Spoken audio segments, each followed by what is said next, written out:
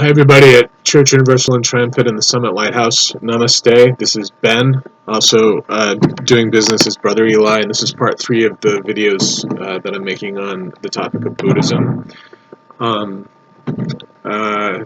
This will be, in part, a conclusion of the recent discussion with regard to the different varieties of Buddhism, but mostly I'm going to be talking in this video about my experience at CUT and what it means to be in holy orders for people in Chilas on my specific path, although really what I wish to discuss is my own entry into CUT, because I think that it contains enough idiosyncratic detail to be worthy of note.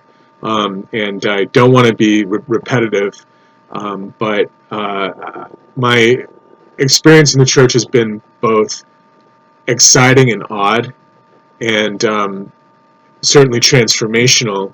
And I want to put this down, not for posterity necessarily, although I suppose there's an element of that within this effort, but also just to have it on record, because it's a phenomenon, and I wish to share it with you respectfully, and I wish to memorialize, if that's the word I'm trying to think.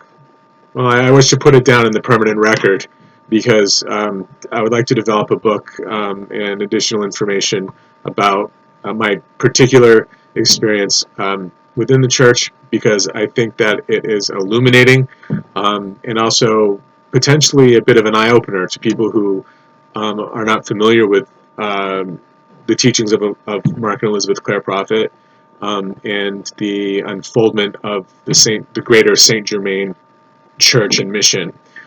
So I'm not exactly sure where to start. I want to say that this is part 3 in a second series of videos on Buddhism. So in fact, I've made a bunch of videos on the topic of Buddhism. I just happen to have been towed down the line of Buddhism, although we follow 8 spiritual paths. And truly, as I was explaining to a friend of mine who I think lives in the Ukraine,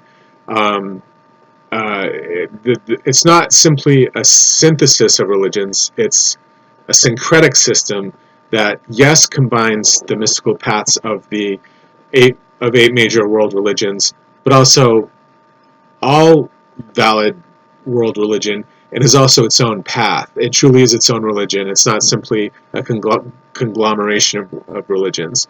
It organically grew as its own religion. So let's see what we can say about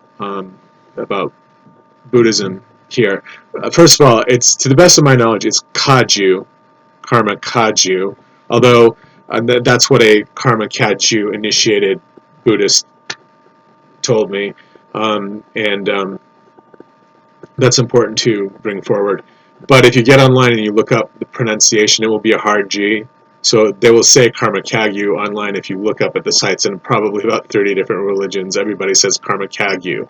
And I think that it's really people exterior to Dzogchen / Karma Kagyu who present it in that fashion. It's a little bit of a moot point, but I just wanted to make people aware that, not that I was corrected, but that I have both components of, I have both answers to that particular question. Okay, so pray along, when you're studying with me in these videos.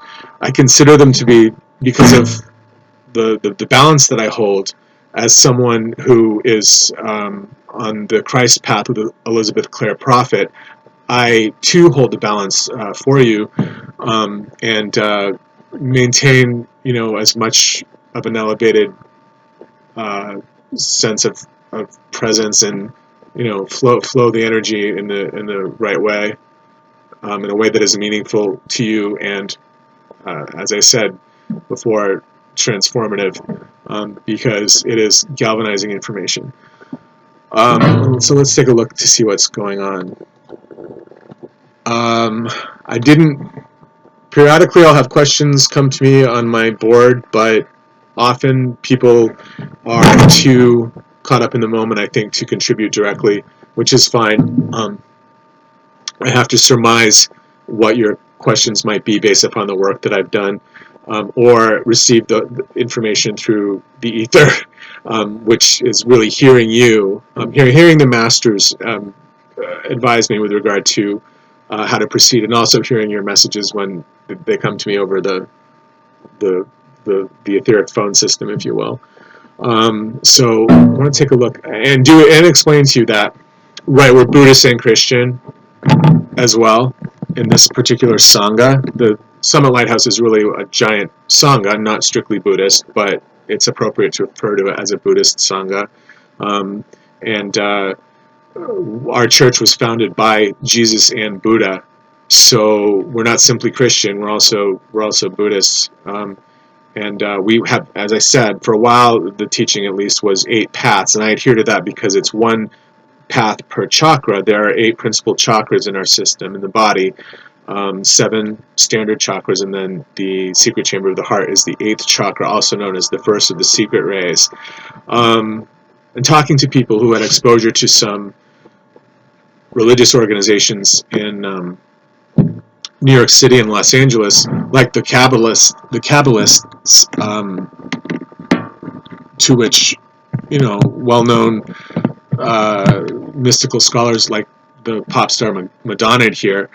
It was put to me very interestingly that Summit Lighthouse was put into context for me by one person after I entered the church and said, "Gee, it sounds like." In a way, it sounds like mystical Jewish groups in New York City. I said, yeah, that's kind of what we are. We believe that we are basically the premier New Age, quote-unquote New Age. I call it Golden Age because I think it's a little more precise. We believe in the coming Golden Age of Saint Germain. So heaven is about to be achieved on earth. The Aquarian Age, which we hear about in the rock songs from the 60s and the psychedelic music from the 60s. But the Aquarian Age is incoming, and it is the age of Saint Germain. So Saint Germain is coming in as the Chohan, while Jesus is not receding as the Chohan. Jesus will always be the Savior and critical to our system, of course. But right now we're at the tail end of Pisces, where Jesus is Chohan and Lord. And what's happening is Saint Germain is coming into his lordship as the Lord of the age of Aquarius. So, and that is an age, that is an enlightened age, that in which individuals can achieve their ascension and receive all the bestowal of the perfected forms of gifts from Sirius and from the other sources of blessing within the universe. So, concluding Buddhism quickly, I really do refer you to the information. I think I made a very comprehensive survey of world Buddhism in I think it's 6 or 8 videos that I have produced and very humbly offered online here. All of my work is supported by way of donations, and I receive very few donations. I don't lobby hard for donations, although really any cash that anybody can give in whatever amount is more than welcome at this time and eagerly sought, in fact, because it's a monastic life that I lead, and it's difficult to generate these videos because life is difficult during this particular transition. Profoundly difficult at times, and I know it is for other people as well. We hold a balance for each other as bodhisattvas on the same path, and yet some people have a harder time than other people, and some individuals find themselves making a tremendous amount of sacrifice. And for me to continue my work effectively, I really do appeal to you humbly for financial support. You can donate to my individual section of the Summit Lighthouse, which is called Order of Truth, and that's available to you on Tithely, which is a donation apparatus, and I can send you a link to that at any time, and I'll post it also on YouTube, and I'll post it underneath this video as well. Equipment, if you have equipment, computer equipment, if you know of someone wants to donate a house or a trailer in Montana, I could compensate someone eventually for that and pay them interest so that it's actually to their advantage and help them the donor on his or her path. Additionally, certainly open to having those conversations. I am an attorney, but I also need legal support to achieve the restoration of my identification documents, which were withheld from me unlawfully by the local government here in Maine. I need to disclose that so that people are aware that it's a speaking the truth and trying to aid others sometimes causes problems. And although one is better off speaking the truth, and ultimately, needs to do so, there's also a lot of strife as a consequence, and sometimes a good deal of evil directed in the direction of the light bearer. So, if you know lawyers who are able to assist with that, I would highly encourage you, because I have a lot of friends who wonder, I believe, why is it that you're in the situation that you're in and so forth. And I think sometimes the energy needs to go less in the direction of why am I not being assisted by the Summit Lighthouse directly, and more in the direction of why aren't Sheilas and people watching me feeling inspired. Not blaming anybody, but I do encourage people to become inspired, to assist me directly, because you really are assisting the entirety of the church when you help me directly because of where I am on the Christ path, the Bodhisattva path, also known as the Golgotha path. And I walk that path with you and with Elizabeth and Mark and everybody else in the church. So we need to help each other get through this. I don't have a wide enough base, and I don't advertise by way of YouTube, so I have no revenue from advertising at all. Or if you know of resources at the church, certainly. Additionally, I have a coterie of friends overseas who are attempting to help other people. I do a lot of pro bono work on behalf of people at risk of force and coercion in healthcare. As people know, that is my principal specialty as a human rights attorney, is stopping abusive mental health tribunals from violating people's rights and so forth. And I've done everything within my power to protect people who have approached me and have been in need. If I were funded, I could do that much more effectively, assist the direction of the United States government in incorporating some of that information that is coming down from the United Nations. I'm not giving a blanket endorsement to the UN. I know that you've all heard this before. I've been instructed very clearly by people within the church and even at the UN that the UN is not really the best answer for the problems some of the times. But I know that there's a constitutional crisis in the United States when it comes to habeas corpus and when it comes to individual choice and preferences, with the individual mandate and all the problems that are consequent to Obamacare being a very pressing case in point. All of that has to be rectified by an effective lawyer, and ideally one day I would have the funding to present that directly to the SCOTUS, the Supreme Court of the United States, and to advise people that people have the right to direct their own path, to shape their own destiny, not to be oppressed by the people around them who are cynically calling them crazy or calling them mentally ill and believing it, or whatever the situation may be. People need to be able to pursue self-determination, and that is constitutionally at issue in this country right now. So additional help with an attorney or help with funding would enable me to push all of that forward. Okay, so let's take a look and see what I can provide for additional information. So Buddhism, I made 3 videos on Mother Mary in Buddhism, which you will find if you go to my YouTube website, which has more than 50, I believe. I think it's like 50 or 60, 55 maybe, videos total that are free for you to explore. 3 at least are on the are called Mother Mary and Buddha, I believe. And then there's another series, a set of 3, on the topic of world Buddhism generally, and this is the 3rd part of a 3rd set. So I think that there are 8 or 9 videos on Buddhism specifically at this point. So what I'd like to do is have the funding to be able to shift gears to start exploring the Torah with you and Kabbalah to crack into all of that and so on. Okay, so let me take a look here and see what I can come up with.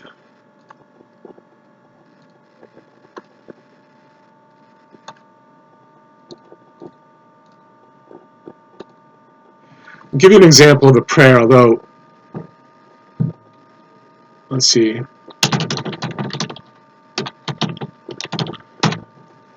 What I will remind you of right now are of some resources. Speaking humbly and candidly, my videos contain a lot of very valid information and are good.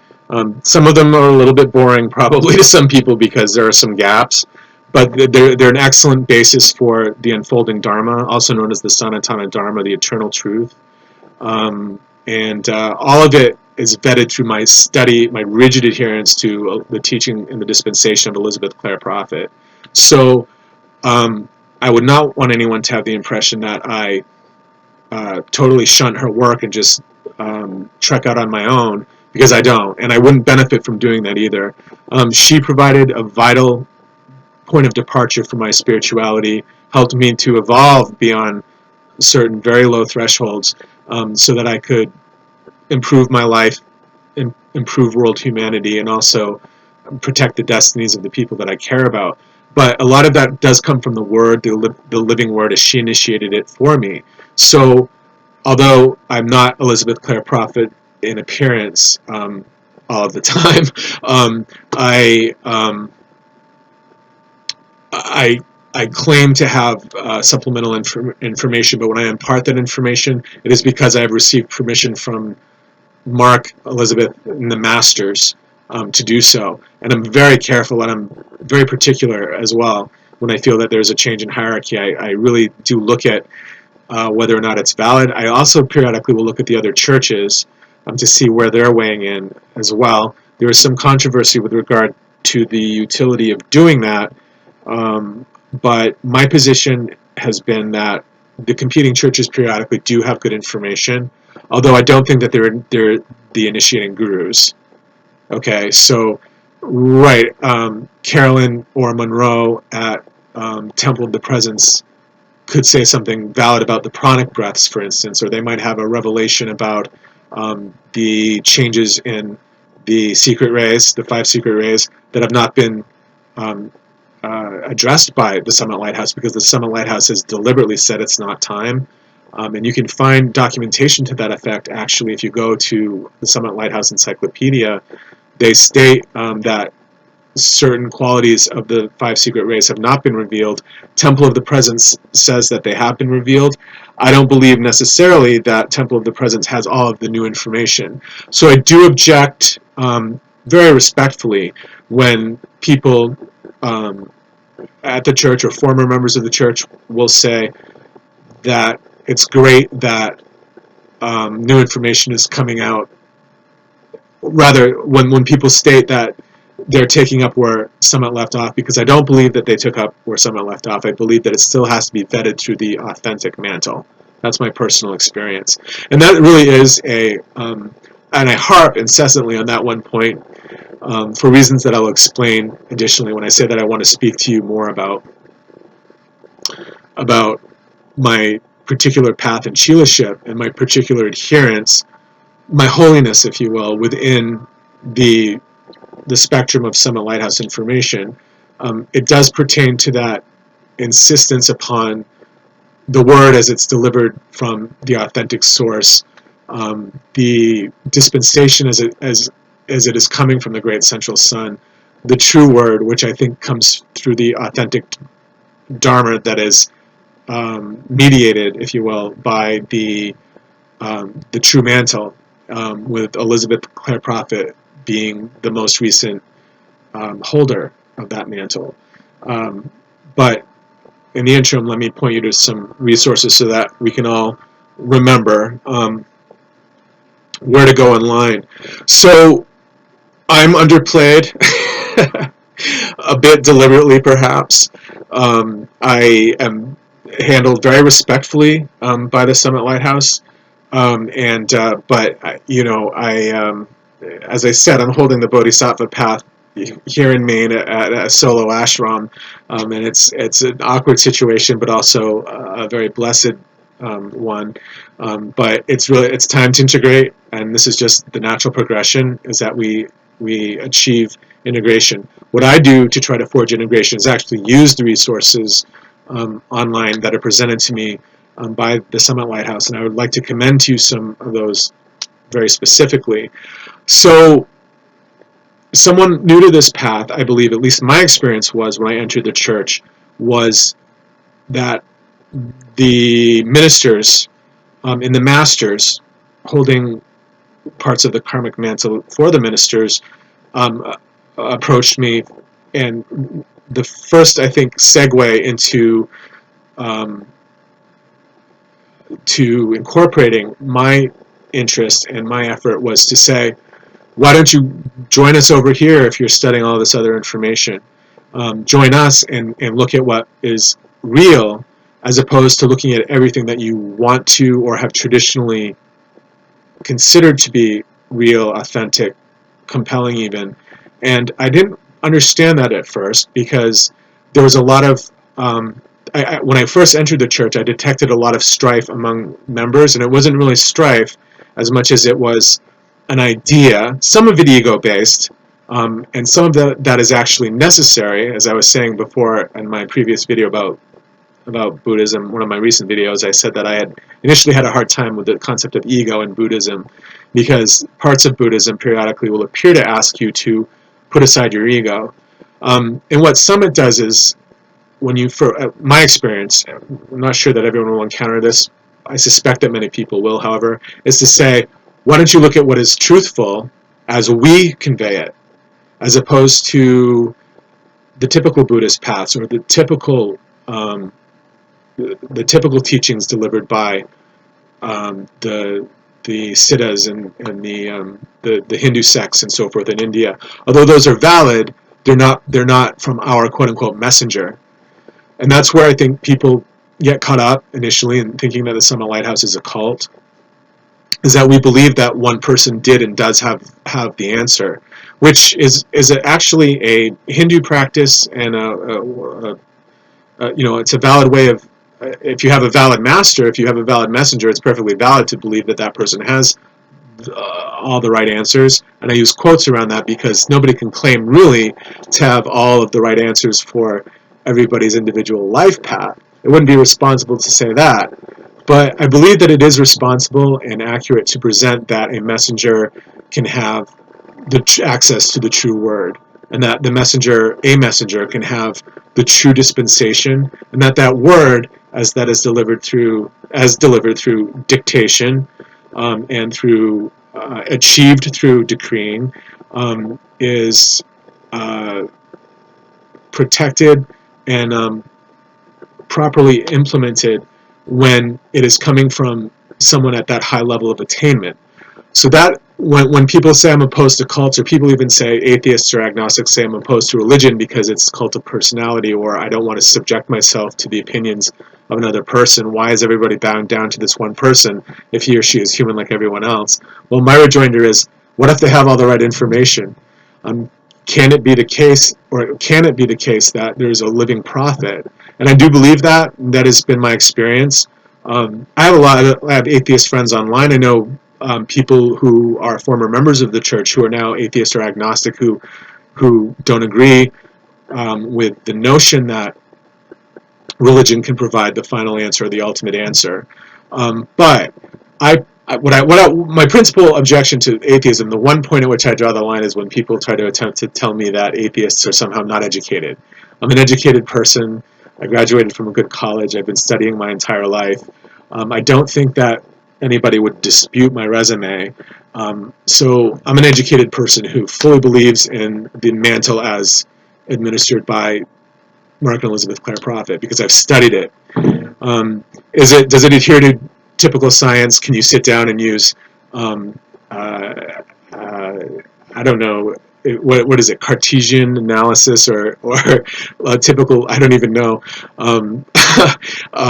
Is it mathematically 100% correct? Can you prove it? I don't know that you can prove it using math. Possibly you can, however. And if you look at things like quantum mechanics and you look at the advanced notions of certain scientists, I think at a certain point it becomes religion, or the truest form of quote-unquote science, and the truest evaluation of the workings of nature and so forth dovetail with religion, if not exactly, then very closely, and in a way that is useful to many, many people. So religion is a science. It's a kind of purified science. Again, it's not Isaac Newton's science necessarily, but it is scientific after fashion. Sometimes that word, I think, is contentious, and I think that people get lost periodically, particularly if you've been affected like bad science, as I personally have in my own life history. But it is a true thing, and if you study it, you will realize that finding the right messenger and the right guide can be a powerful transforming experience. All of the other nonsense associated with do I give money to this person, do I move to this location, that location, all of those considerations aside, having a good guide, a valid guide, whom you admire profoundly, is can be, can utterly change your entire existence if you want it to. And some people do want that. I'm one of the people who benefited. Do I have a perfect life? No. And did she solve all of my problems right away? No, she did not solve all of my problems right away, but she helped me survive my reality in a manner in which nobody else ever has. So that's not to say that she's my twin flame or that she replaces, certain gifts imparted to me by members of my biological family or former friends or current friends, new friends. All of that, all of those people are necessary, and all of that energy is vital. But as guru, she changed me, helped me to change myself in a way that will never be repeated in my life, which is why I give her kudos. And more than just kudos, she still provides guidance. And it's similar to what people experience probably who were involved in Osho and so forth. So I consider myself to be at the white fire core of Church Universal and Triumphant, and to be one of the people who is actively fully engaged, and has been since about fully in it, I would say, since about 2010. I think that I'm really on my 9th year of just being full throttle, and no regrets whatsoever. Do I have regrets about certain decisions I've made in my life? Sure, but as I stated, there's a continual sense that, yeah, maybe I can make it through all of this if I can just get to the door, and so it's about reaching the path to the open door that no man can shut. But resources online. So there are a couple anecdotes, I think, that I'll tell you about the resources first, and then I'll tell you a couple of funny anecdotes about conversations I've had with people at the ranch in Montana. What I would do if I were you, some people just can't afford, they literally either don't have a credit card or they can't afford to buy and download the information. As a member of Order of St. Joseph, part of my sacred labor is to distribute the teachings of St. Germain, and I want to make those available to you, including for free when it's appropriate to do so. And I think that everybody needs to have as much, everyone needs the information when it is available to them. What you want to do is go to the best resource online for anything to do with alchemy, okay? Is the Summit Lighthouse encyclopedia, rather, and I'll give you I'll tell you exactly where to find it. And I refer to this all of the time.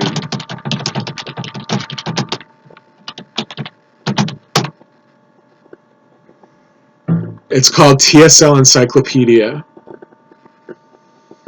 And here's the URL. And then if you can't get to it, that's fine, because I will eventually give you the information personally. But TSL Encyclopedia, encyclopedia.summitlighthouse.org. And you click through to that, and it goes on and on. It's amazing. The job that they did is remarkable. So let's see what. Okay, you're going to see all the sacred art at the bottom. and then search for a particular topic. And if you want a particular topic on, I'm not sure what, I'll just put in, El Moria,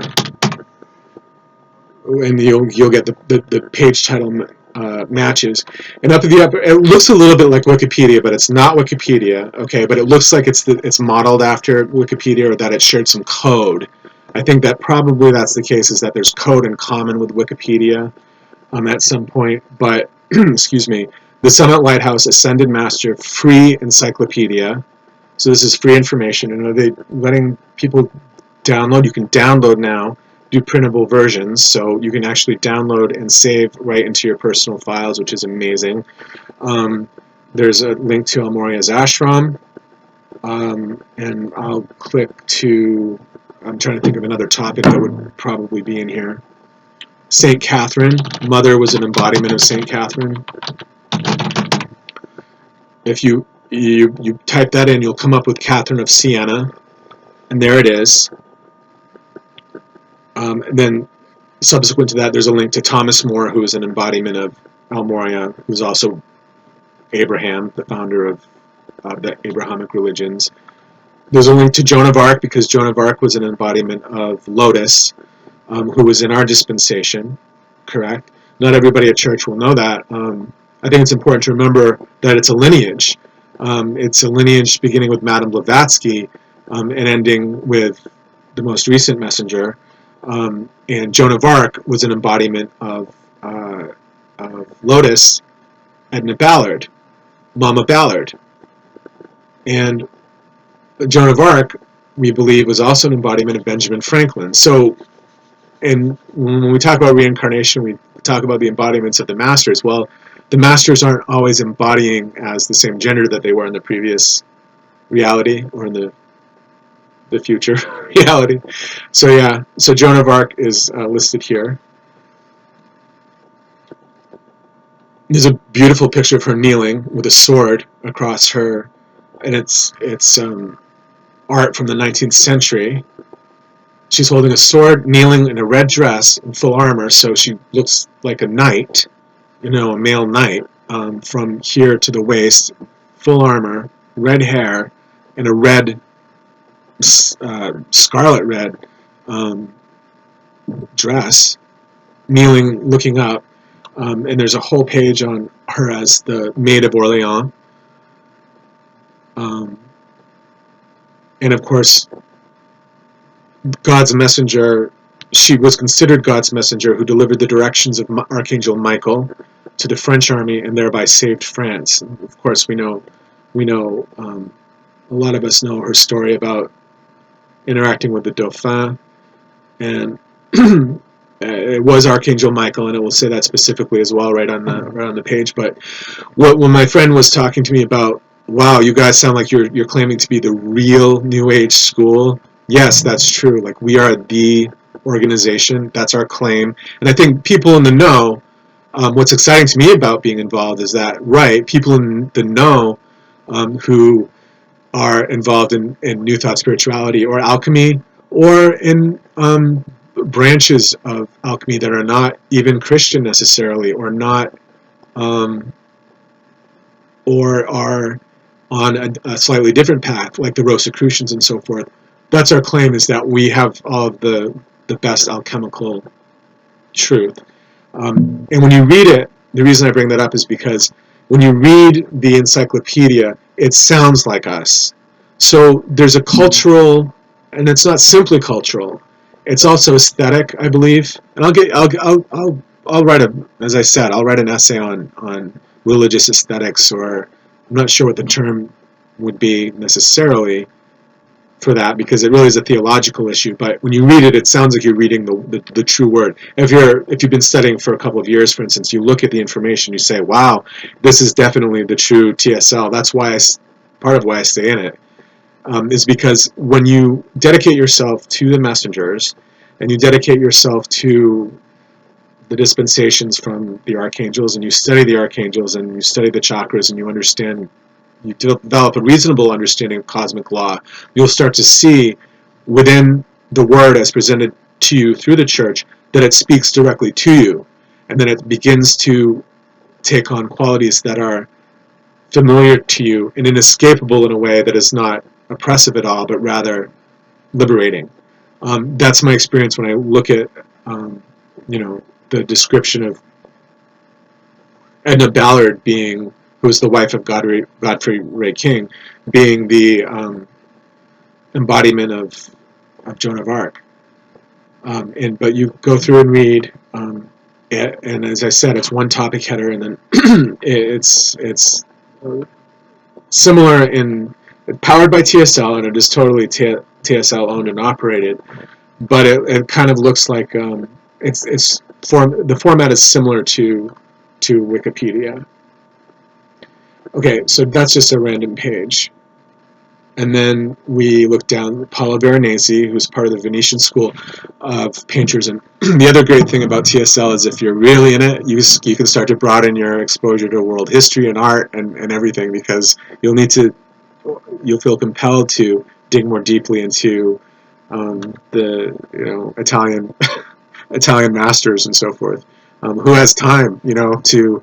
It would be awkward, I think, to have a religious path on one hand and a path where you're trying to cultivate a worldview based in art and history on the other. The great thing about TSL is that they're incorporated. So that's a whole other field to open up in Italian art, as an instance, how everything ties into the Master of Paris in France and the different French. The French monarchy and the French regimes over the years and so forth. All of that ties into our form of mysticism. Miraculous metal, so that is something that was created by St. Catherine, and then there's a whole link to mysticism. Stigmata, which is important to understand. And if I click on mysticism, let me see. There have always been mystics. That's how it begins. The divine spark. That's very summit. See if I can pronounce all the words in this. And the indwelling Christ. They speak of the indwelling Christ as well, which is a little bit different from how the Catholics will explain the Trinity. And I've discussed that in other videos.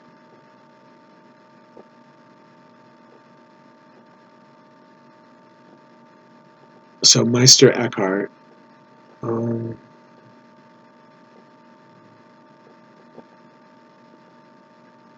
The veil in the temple being rent in twain. Threefold path of ascent to God, right? That is typical summit.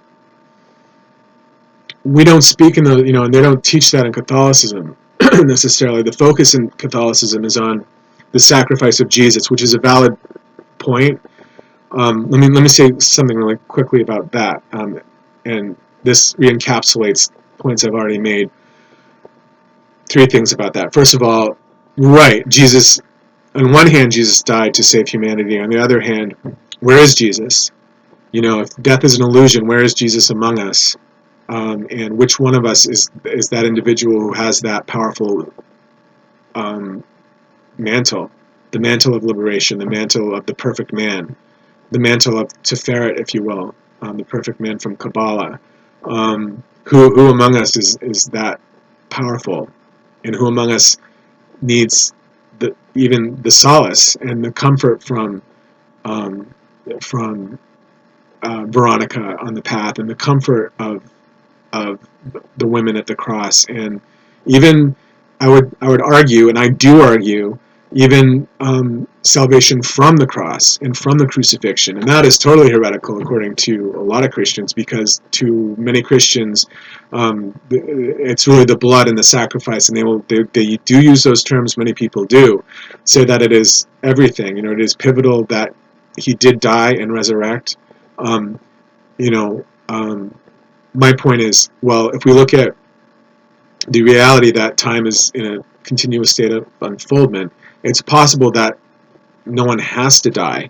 But that's a huge feat that requires an alchemical miracle, and but to save the newborn Christ from the fate of what happened on Good Friday 2,000 years ago. So to me, that is a valid path as well, and that's a valid consideration as well. But the threefold path of ascent to God is not the same thing as Jesus died, now we can all walk away, because he's the one who, the blood atonement is what purified all of us. Because Jesus made the sacrifice, I don't have to. Do I revere Jesus? This is the typical Christian viewpoint. Do I revere Jesus? Yes. And I also think that, quote unquote, typical Christians, I don't mean to denigrate at all, but will say that they too are Christ. I do believe they have a conception of that, and they do have a conception of personal responsibility as well. And maybe even rigidly so. But the threefold path of ascent to God has to do with the intervention of the higher self. So the Trinity in our system, first of all, is going to incorporate images and thought forms from the East, Eastern mysticism. So Brahma, Vishnu, and Shiva, the Trinity of the West, is also valid to CUT. But salvation, which I personally was not taught growing up as a Catholic at all. Whether it could have changed in the last 10 or 15 years, I have no idea. I suspect it hasn't. But the salvation is achieved when you become your perfective self, who basically resides in the causal body. So it's the intervention of some Bokakaya, and also known as the higher self, that enables your personal ascension and personal liberation in this lifetime. One thing I think that it's important to understand when you're talking about, some people speak in terms of, is this a cult, is this not a cult, and so forth. It's not a cult in the pejorative sense, not typically at all. It really is more of a religion. I've heard it described as being a cult in the sense that the Catholic Church began as a cult. And so a cult, in the sense that it's in its first couple of generations of being. Okay, well, I understand that as well, but is it a pejorative cult? No. But what you don't want to do is make the mistake when you're reading about the ascension, is that it's the final death, because there have been erroneous schools in the past that, at least as outpictured in the media, of people, some of which have made similar claims to ours, but in their view, the ascension is mass suicide where everybody ends up on a flying saucer sort of thing. That's not the pure. Obviously, that is a corrupt, fallen way of understanding what it means to make your ascension. And really, what we're talking about in ascension is not the death of the body or the loss of the body necessarily, but rather making your ascension, achieving your liberation from samsara, which is the cycle of repetition in which we all have to overcome. Release from that is called moksha. But when you're released into moksha, you have your perfected body. And you do that by interacting with the higher self in a certain way. I won't disclose all of the secrets right now, not because I'm keeping a secret, but because I don't really have time, and I want to talk to you about other things, but I'm happy to have that conversation with you when you're ready to hear it or need to hear it, etc. But the threefold path of ascent to God is listed here, and they say that it is a third element that is common to mystical paths, okay? We are specifically mystics, and that's our claim. The first element being the indwelling belief and adherence to the indwelling presence of God, including the divine spark, the indwelling Christ. The second, mystical contemplation and prayer, being among the pursuits. And then the third is the threefold path of ascent to God, and that's described here in terms of purgation, the dark night. We make a reference to St. John of the Cross. I'm not sure if he's listed as an ascended master or not. That's a really great painting, actually. Zurbaran. Fascinating. I should save that. 17th century. He's not He can't be older than 25 in that depiction. And a whole write-up that someone went to great length to detail the life of St. John of the Cross. And it's described in great detail here. They also talk about the four lower bodies, which can be a cumbersome concept, but is an important one. And what is really important to grasp is the violet flame, and that's mentioned in this section as well. The path of the seventh ray. And then we have the illuminative, okay, stage. My pronunciation is horrible. The illuminative stage, then the unitive stage in soul development, vis-a-vis the reality of the crucifixion, or I would say the potential reality of the crucifixion, and the reality of the crucifixion. Both are, they're not competing concepts. They're really both present at the same time. The spiritual marriage is the alchemical marriage, when the light of the Father, rather the Spirit, I should say, well, it is the light. The Spirit is the light of the Father. The Spirit, the light of the Father descends. The Spirit is the masculine principle that is wedded with the soul. So the soul which is feminine. The soul is not permanent until that is achieved, until the alchemical marriage is achieved. Again, something that you're not taught necessarily in standard boilerplate catechism. Okay. The concept of becoming God, and then the universal path. All of that is outlined under a topic header called mysticism. What I will do right now, because I'm getting glared at by St. John of the Cross directly from the painting, just like in a old Gothic horror movie where you'd see the guy, his eyes following you as the patriarch of the family's eyes are following you, and it's really someone hiding behind and spying out on the dinner guests, right? I'll read it because it says the dark night here with it no K. It's just night, as in day and night. It's about purgation, so you'll have to bear with that reality for just a minute. I will mention Aquarius, and I will bring in our relevant topics, topics relevant to our path. This is TSL after all. You'll recognize TSL information within it, and there's also a reference to the carnal mind, which is something that interests me. Okay, during the process of purgation, the soul faces testings, trials and temptations that come in many guises. Some mystics have described a certain element of the purgative process as a dark night. The 16th century mystic St. John of the Cross said there are two dark nights, the dark night of the senses and the dark night of the spirit. The dark night of the senses takes place during the purgative stage and as a transition into the illuminative stage. The dark night of the spirit takes place before the ultimate union of the soul and Christ in the spiritual marriage.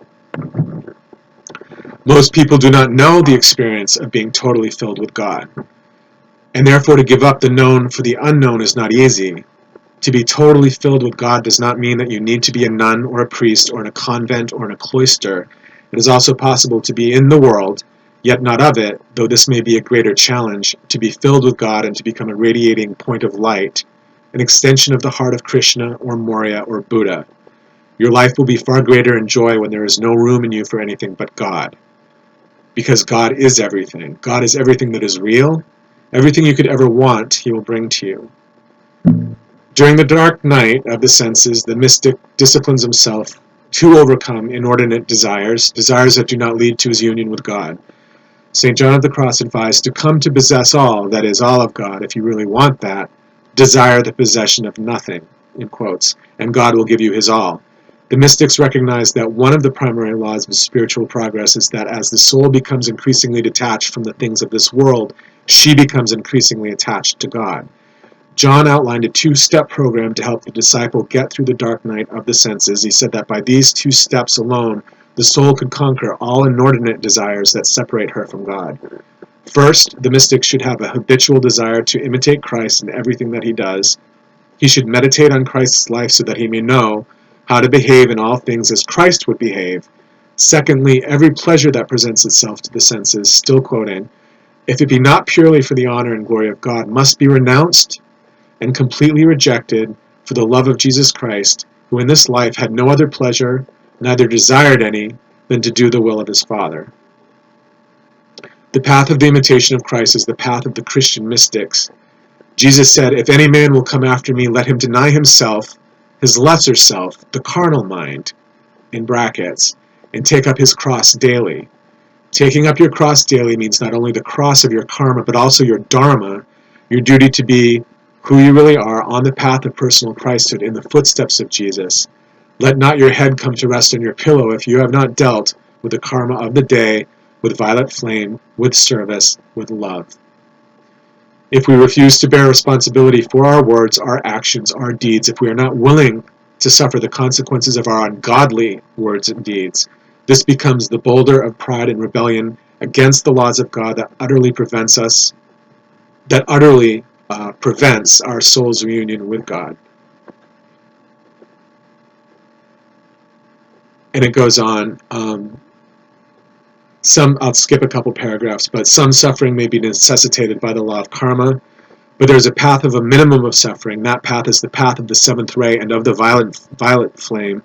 Okay? There's a path of a minimum of suffering. That's my whole point. When people tell me, and not everybody does it, most people are savvy, right? Most people I encounter are fair-minded and savvy. When people say, they look at my life or problems I encounter and say, why isn't your church doing something about it? It's like, my church didn't cause the problem. The government did. These fallen angels directly had a hand in it. Everybody knows that. So why blame the church if the church is providing solace? And what it is saying here is accurate under the topic header of mysticism, is that there's a path of a minimum of suffering. That path is the path of the seventh ray and of the violet flame. Instead of encountering all of the old situations and taking 1,000,000 years to work through the karma physically, that gift of Saint Germain has given us this gift of Saint Germain, okay? The violet flame is the gift of Saint Germain, has given us this opportunity to accelerate. Sometimes the most suffering you have to bear is to just sit still in one place long enough to get the action of transmutation rolling at peak alchemical pitch. I'll skip briefly over four lower bodies, but Saint Germain unveiled the violet flame to the world in the 30s. It is the gift of his heart to all who would enter the golden age of Aquarius. And what I'm going to do now is I'll skip illuminative stage for now, and I'll take you to more information about the violet flame, which we all know. It's an invisible spiritual energy that appears violet to those who have developed their spiritual vision, associated with the seventh, right, seat of the soul. In previous centuries, knowledge of the violet flame was given only to a chosen few who had proven themselves worthy, saints and adepts of so this starts to become a lot of the information that you read about in your early exposure to the Summit Lighthouse, in early brochures and so forth, but also when you write to Saint Germain Foundation, one of our preceding organizations, still valid in my world, directly in the lineage, in my rendering of the lineage, and I believe that that's the belief as well, although a lot of TSL people are still saying don't listen to Saint Germain Foundation. Yet they were the perfect church. I believe it was two churches ago. The violet flame has many purposes. It is a healing flame. It revitalizes and invigorates. It can heal emotional and even physical problems. That's true. It's miraculous in that respect. Improve relationships and make life easier, and so forth. So, Great Links, sponsorship of Saint Germain, Lord of the Seventh Ray, and Hierarch of the Age of Aquarius. So all this information is coming as the Earth goes through this profound shift, and we're all taken up into the next level. And the violet flame can alter, mitigate, or entirely turn back prophecy. So in other words, prophecy isn't set. When someone comes to you and says, you have, I've had it happen to me. People have lied to me to my face about my lifespan or my health and so forth. And it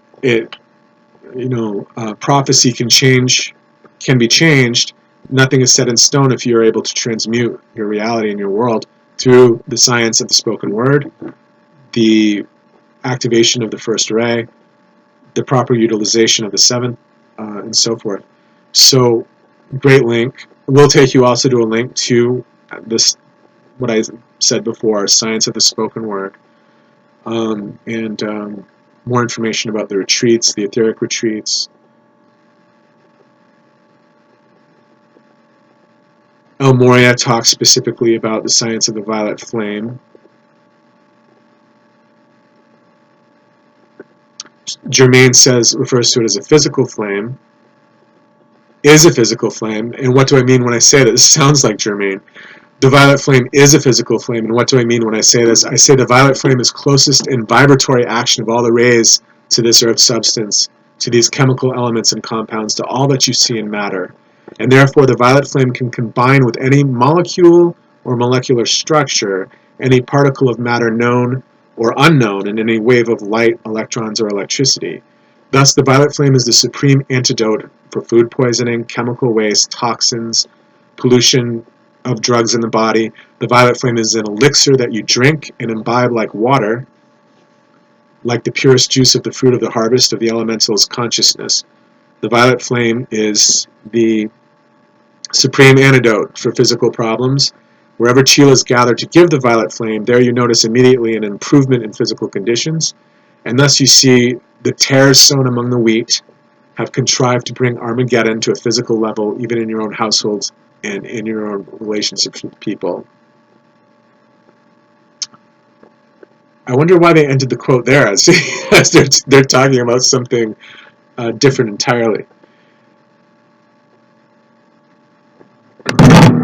Which brings me a little bit to a different topic, and this goes back to Buddhism. Are we as Buddhist as the Vajrayana Buddhists? Are we as Buddhist as Tibetan Buddhists? I'll address that. Just speaking of water.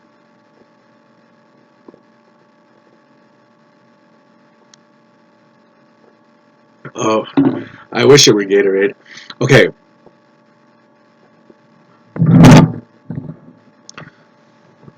The notion of Armageddon is an interesting one,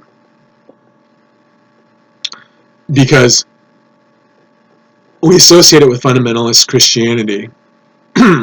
So what's interesting to me, and not off-putting, I don't think, to everybody, and won't be, to everybody, although if you're following my work, you'll hear me talk about the flaws in the church, because, Germain was said to have removed flaws from diamonds. It's one of the gifts, and of course that's metaphorical. I suppose he must, at some point in reality, removed flaws from physical diamonds. He's insisting here that the violet flame is also a physical flame. But also, really what they're talking about is something can be very beautiful theologically and yet have a flaw. So for me, for instance, when I go to, I don't want to pick on any particular sect of Christianity, but there's some very beautiful, compelling non-Catholic Reform Christian sects. Non-Catholic is referred to as Reformed Christianity, and there is, the Baptists and the Anabaptists and all the different kinds of Calvinism and so forth. Great topic for another video. Excellent. Calvinism, the topic of Calvinism, Luther, all of that.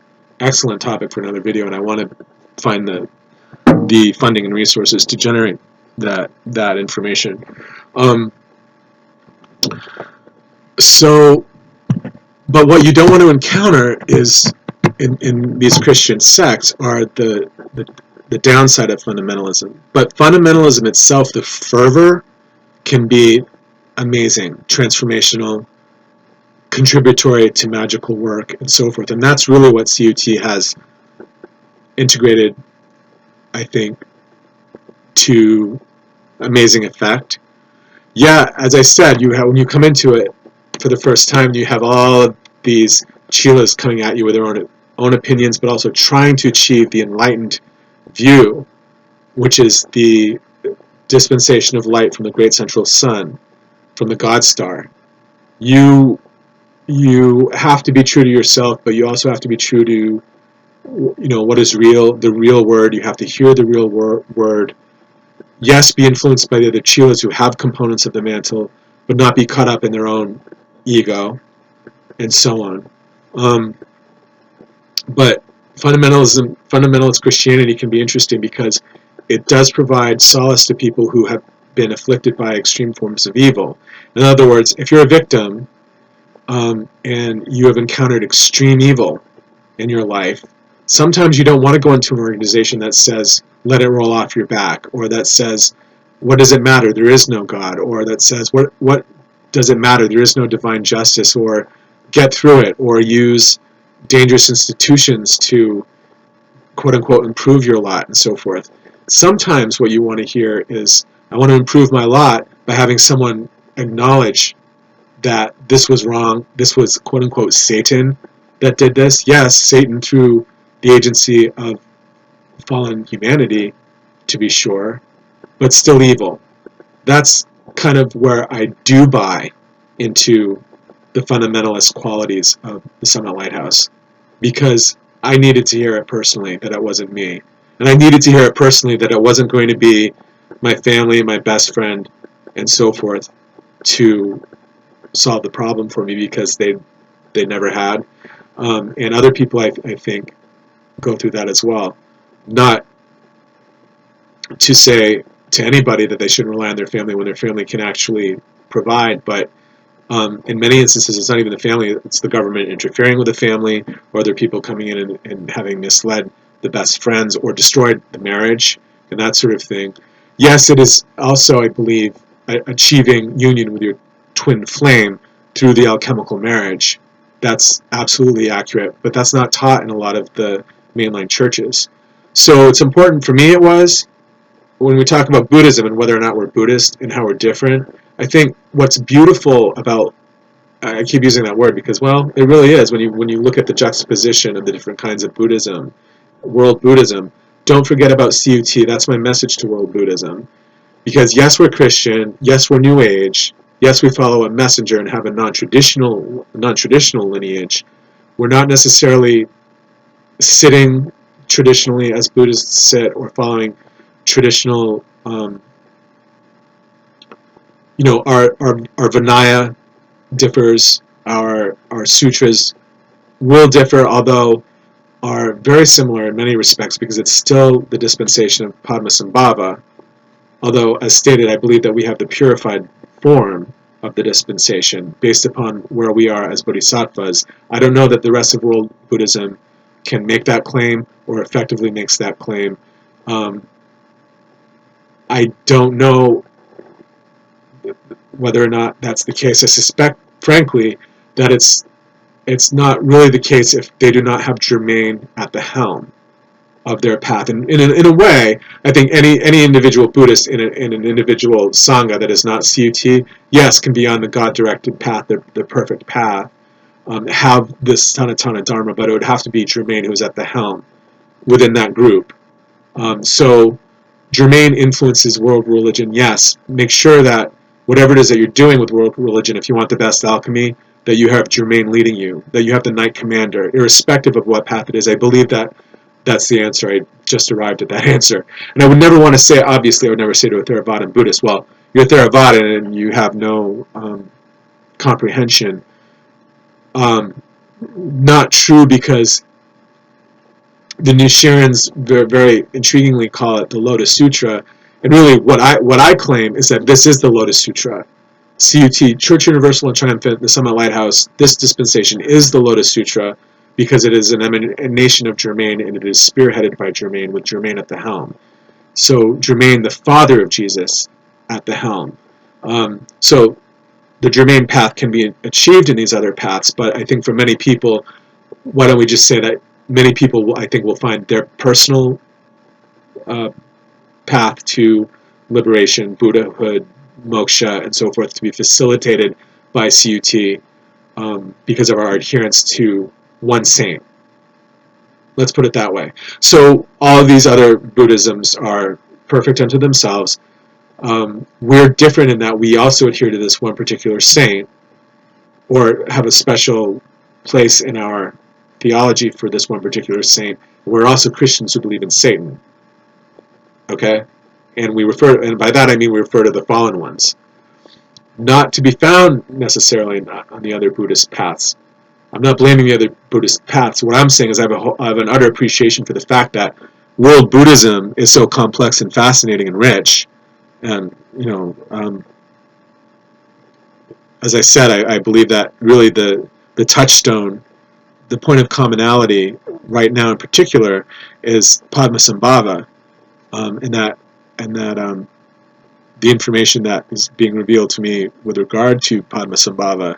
And I believe that all world Buddhisms, including CUT, are emanations of that.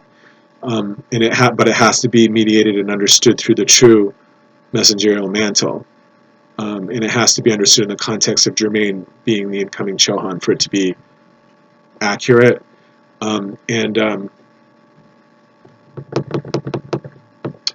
As I lose my point, the point was removed from my mainframe for like the 90th time this week.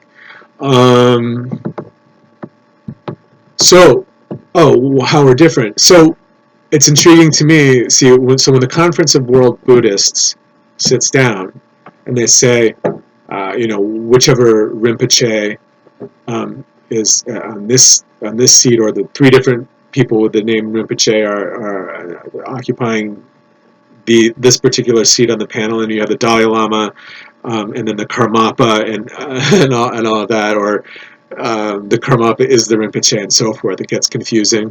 What you really want to do is locate Germain in whatever panel you're setting up, so that you understand exactly who's doing what and who has the good information, because that information is going to be I keep using the word galvanized. I suppose that's it's going to have the right ionization, the right vibratory patterns, and so forth, because it is coming from the person who understood Jesus in the best manner, and in some systems I suppose you could say understood Buddha properly, but it really has to do with what Rudolf Steiner taught, which is where that Jesus, where the Christ was on the path in space-time, when that sacrifice was achieved, or when he became Christ, or when the crucifixion occurred. It has to do with which individual was where at any given point in space-time. So in other words, the guru, who is the most powerful guru, is really has the most advanced progression of the Christ spark, and was closest to the crucifixion, or surpassed the crucifixion, and so forth, because they basically shut that effort down once it was achieved by one man. So we need to understand Jesus as well. That's our presentation, because of the crucifixion. So we are Buddhist and Christian. So all these different rich Buddhisms, what I'm saying, with really fascinating differences, as I discussed in the previous videos, the difference between Theravada and Mahayana are fascinating, and the different concepts of Bodhisattva and Pure Land, all of that is rich and endlessly fascinating and vital. It's vital to our own understanding. It's also vital to Christian development as well. But there's also this great, in addition to those Buddhisms, there's a great kind of Buddhism that says we're also Christian, we believe in what are known as the fallen angels, and we adhere to Saint Germain. How gorgeous is that? To have a sect of, let's say for a minute that you don't see us as being some cult shoved off to the side, or who's chosen to flee to Montana for Zionist purposes, and is causing this huge amount of chaos in the media, and I think an important kind of chaos, as well, but and a necessary one to some extent, but also an offshoot, a branch of Buddhism that is also Christian, and believes in the Book of Revelation, and believes in Armageddon, and so forth. So fascinating. That would be if someone were to say to me, how do you want to contribute? We're talking here about the misuses of the sacred fire. So it has a feel and a sound to it that can be fundamental. But if you purify it, it can be, as I said, it can be very liberating to have someone tell you, first of all, show you how to overcome and how to deal, but also through identification, not simply through telling you that your problem must be overcome. Please go do it over here and then come back to us when you feel like being in the group. I'm not saying that Buddhists do that necessarily, but I've been in that position more times than I care to recount. What CUT will say periodically is the truth. It's that there are bad people in the world, and you fell victim to them. It's not your fault. Get away from them, which is important to understand, including for the preservation of the Great White Brotherhood, including for the proper reigniting of the spark, the divine spark, and so forth. Get away from them, eschew when it is necessary to eschew, recognize when there are fallen forces that maybe don't even realize that they're fallen. We say that periodically. It's funny. It was someone in my family who pointed it out to me, actually, in the course of a very heated argument about religion, or I think in the aftermath of that, actually, when everything had sort of calmed down, we were talking about similarities, and she mentioned, well, one thing that you did that I appreciated at CUT is you pray away the media, and yeah, we used to do that all the time at the ranch in the 80s. Long prayer decreeing sessions, mantras. If you haven't heard decreeing, I will show it to you sometime. Um, Hours dedicated towards praying away rock music, praying away all of this. Why? Well, because if you need liberation and you're caught up in a lot of this density, this misqualified density that can be that can infect your soul and your thought forms, so that you can't really function well within, but by way of science of the spoken word, then it's a problem. It's a problem if you're constantly inundated with modern information that is going to burden you so that you cannot achieve liberation. Mantras and decrees will help you cut a clearer path. It's not that you're saying that you reject all of world humanity. It's that you're saying that you can't function spiritually to overcome the pain that was initiated against you by way of the radiation of the fallen ones if you're constantly inundated with things like rock music all the time. So, yeah, we did that for a while, and a lot of people were very shocked by it. I have a whole recording called, it's one of my favorite things in the world, if you want to know the truth, Sounds of American Doomsday Cults. And it's amazing. It's a a decree session where, she's going through listing off all these rock bands that need to be eschewed. Why? Because they have fallen angels in them or over them, is how she put it. And I will show you that recording sometime because it's fascinating, and it also refers to some very serious. It's representative of serious problems that were not arising from the church, but that people within the church were encountering while imprisoned in their own apartments, by being told they didn't have access to the courts, by not being offered assistance as victims of crime, by being stalked and dogged relentlessly by the police, etc., etc., etc. People needed prayer. They needed the right kind of prayer. And my message to all of world religion, including world Buddhism, is, yeah, it needs to be science of the spoken word, transformational prayer that utilizes the violet flame and the pure alchemical principles. So, in one of the messages that came to me early on within the church was, there were certain key points or milestones that I achieved within the church where I could discern that this was information that was that you really couldn't learn anywhere else. That was unique to this particular culture, this particular religious path.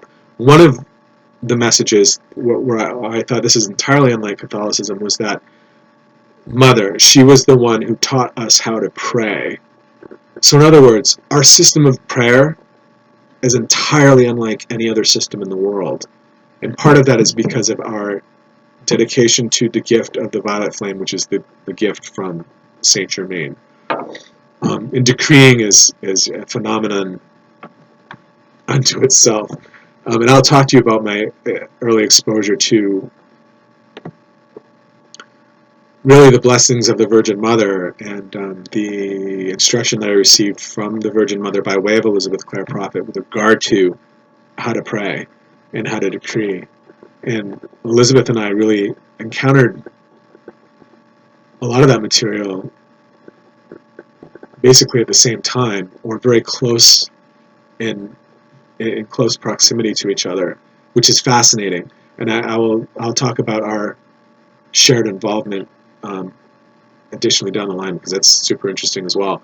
But right, and then you can go to dispensations from Omri Tas, another master in our church, and common, I think Saint Germain adherents, the Saint Germain Foundation also dealt with Omri Tas.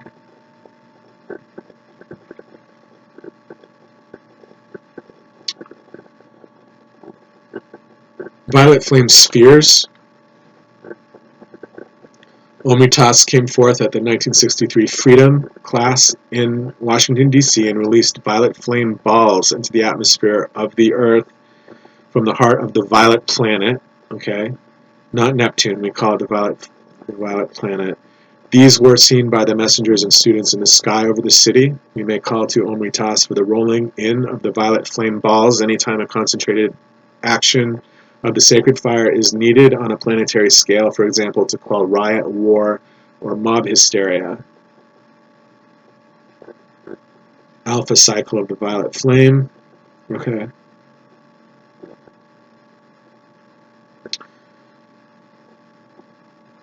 Multiplication of 15 minutes of violet flame. That's the topic header succeeding inauguration of the Aquarian Age. All right. Omri Tas also gave the following promise from the point of, interesting because Shambhala is mentioned, and that's one of my, I'll just say key points, I suppose. From the point of Alpha at Shambhala, the sutras surrounding Shambhala, as delivered by way of this dispensation, are vitally important to world humanity.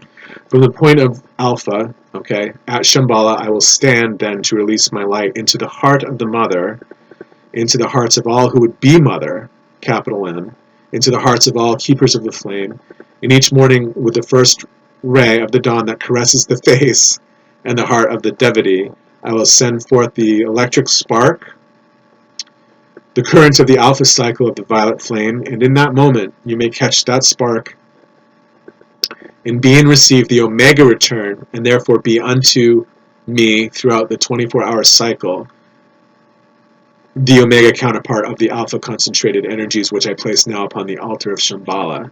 And then the multiplication follows. Right, and they speak in terms of the reservoir over Central Europe.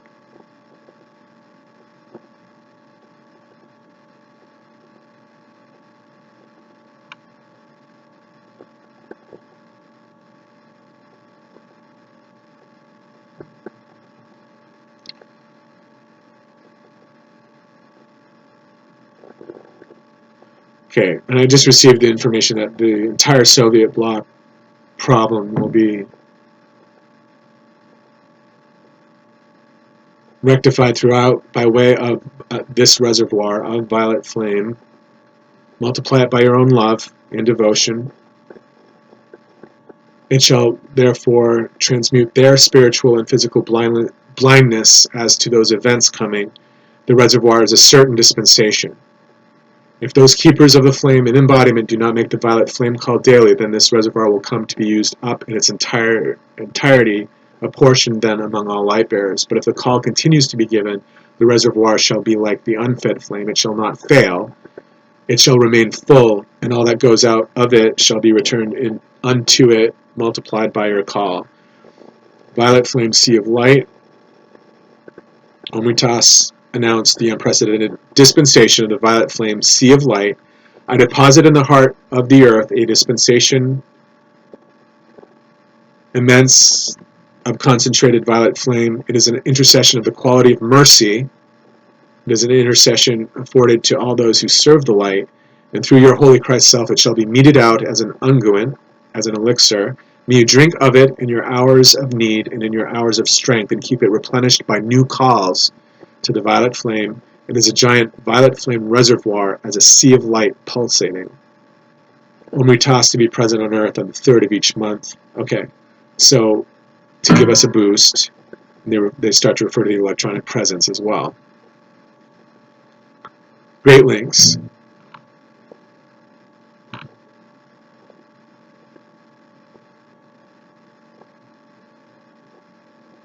Seven Holy Kumars. It's fascinating because, right, when I spoke to you before, I'll give you the link to the electronic body, is that what we're calling it? I'll tell you. Electronic presence. Okay. A special message that this is all about the embodied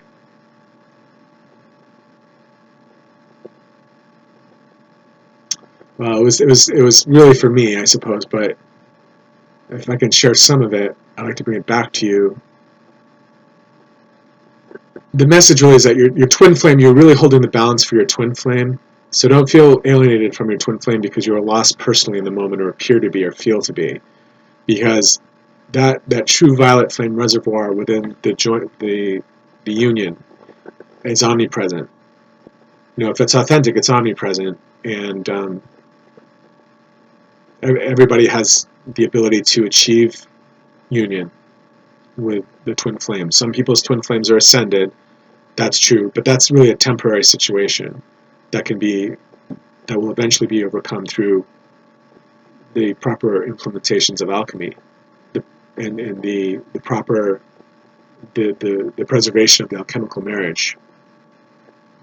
The alchemical marriage, correct? So we talk about the sanctity of marriage, quote unquote, in the media. It is so fallen and counterproductive and false to worry about who's marrying what in the different courts of the world, because it's not about showing up in front of a community of mere mortals and saying, I'm marrying this person, and we're publicly saying to everybody around us that we're together forever. That's great to do that. I think that can be powerful to do that as well.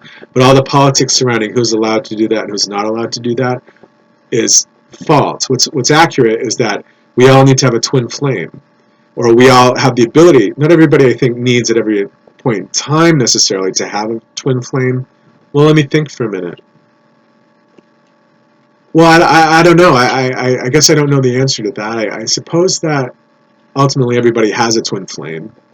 And in order for you to be a whole, I don't want to dictate for other people, but I suspect that everybody who wants a twin flame has a twin flame, and that in order to achieve ascension in the right manner, if you are one of those people who can have your twin flame in embodiment, that's vital to the alchemy.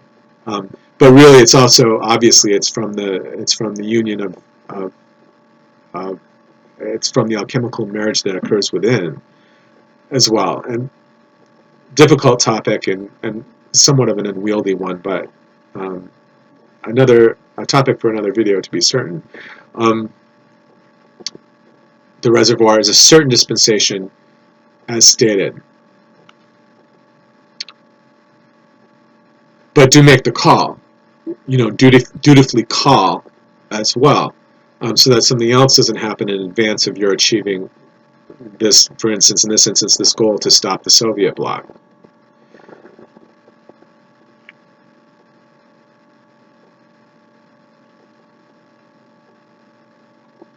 Okay, violet flame, sea of light, pulsating.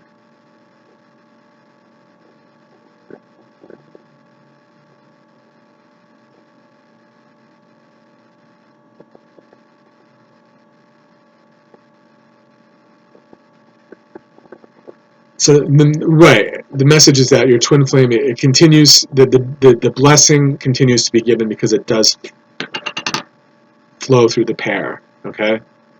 It flows through the pair. and the union, work on achieving the union and solidifying your marriage.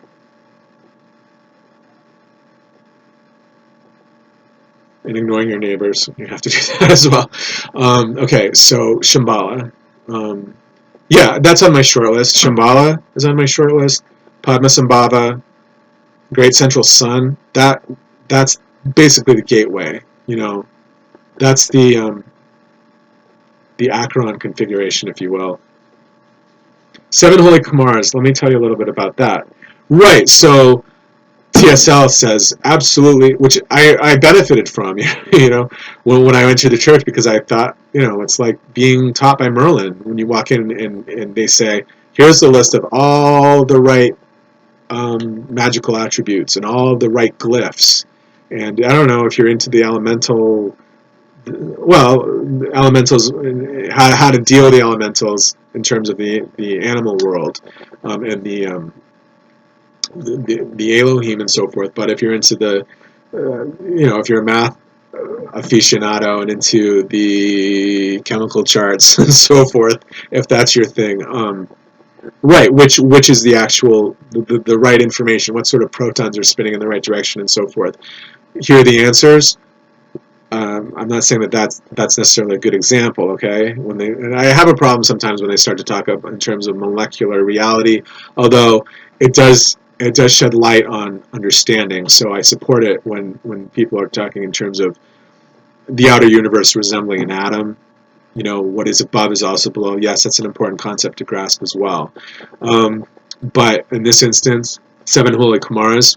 So they claim at CUT not to have all the answers about the five secret rays, which is interesting to me because as someone schooled in CUT, I can go and take a peek at what Carolyn is doing and teaching, and what Monroe is saying about all of that, the pranic breaths and so forth that are not discussed at CUT yet, and take a look and see, I think they're right about the fourth secret ray. Like, I think that if I could sit down with the magisterium at the ranch and say, I think this is accurate information, I could convince them to incorporate it. It's like, well, Mark Prophet is the Chohan of the second secret ray.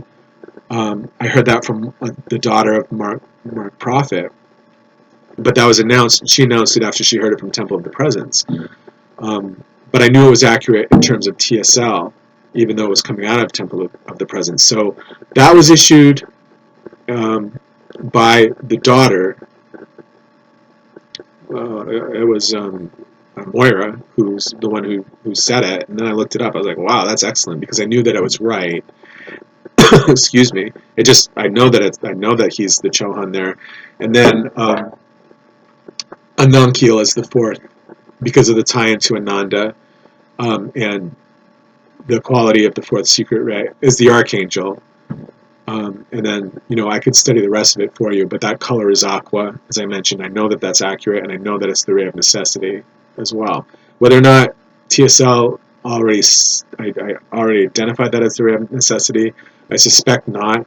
There's also a whole area at TSL that I discovered where you can buy secret ray rosaries that align with the day of the week in the days of the week, in a similar fashion that they do in Roman Catholicism, although it's her own devising. So, in the Roman Catholic Rosary, you do the luminous mysteries on Thursday, and then you do the sorrowful mysteries are Friday and Tuesday, I believe, and Glorious is another. Glorious is Sunday, and I can tell you exactly what they are because I can look them up right now. But right, Elizabeth Clare Prophet had her own system. So when I speak in terms of science, I speak of this in terms of being transformative. Correct. So when I don't want to pick on my mother. People in my family, my grandmother used to take me to Roman Catholic Church, and so forth. But I had a rough life, rough childhood, and rough adulthood as well. A lot of people have, but for me, as much as I learned from Catholicism and took from, as much as I benefited from Christianity as presented to me through Catholicism, I also suffered in that it started to carve, using science again, if you'll forgive me for doing that, carve neural pathways into my reality that I couldn't escape because I was in such a pattern. There was abuse on one hand, coming not necessarily from Catholicism, although that did occur. I spoke about that in a different video, so we'll just skip that for the time being. But abuses and loss occurring into my life coterminously with all this Catholic indoctrination, which was not necessarily helpful, because what it was really doing was carving a similar pathway, and I needed a path out. I needed that open door into and through mysticism that agitated those thought forms. That's what she's doing, in part, when she sits down and says, here's the new Hail Mary. The new Hail Mary is not pray for us sinners. It's now pray for us sons and daughters of God. So it gives a different message. It gives the message, first of all, that you're not a sinner, but it also, the language and the word is enabling you to achieve emancipation from the previous thought form, so that you have a new path and you have a clear, more of a tabula rasa from which to work, a clean slate, if you will, to start writing your own destiny as opposing to playing out the destiny that has been handed down to you by the fallen ones. So it's important to change it up as well, and that's a science too, is understanding that and recognizing it. And part of transmutation, it's part of the seventh ray.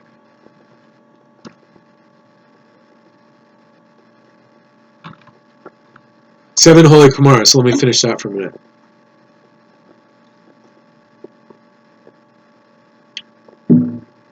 Yeah, so I don't think that anybody actually in the world has articulated who those people actually are, although there are theories. I've only heard theories about three or four of them. Okay, I don't think that Temple of the Presence has nailed down the seven holy Kumaras either. I don't think anyone has. In other words, when I look online, let me see. If you go to, I think, if you go to, yeah, they're saying that they've nailed it down at. That's great. Yeah, I say that no one has. But if you look, the last time all I can tell you is this: the last time I looked at the seven holy Kumaras and the standard paths by whatever Hindu leader is doing whatever overseas, nobody had it nailed down, and I don't know that these are accurate or not.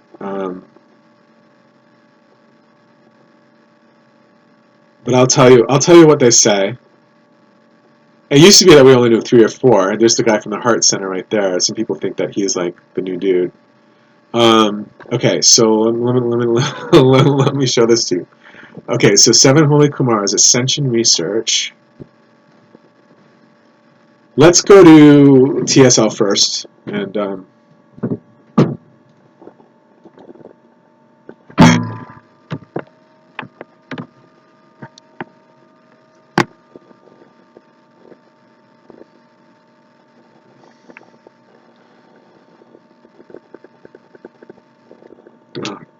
man,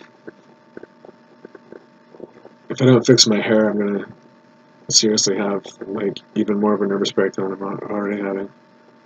If I can say that. All right, so.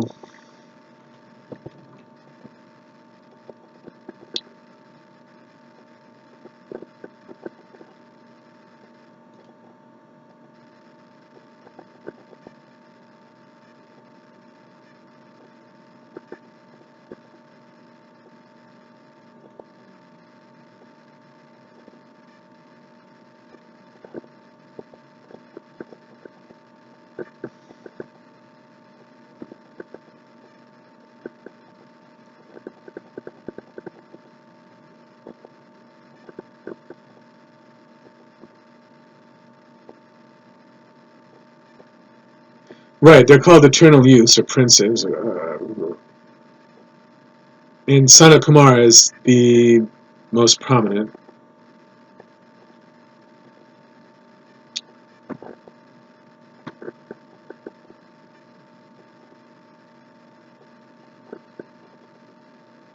Mind-born sons of Brahma, that's familiar to me.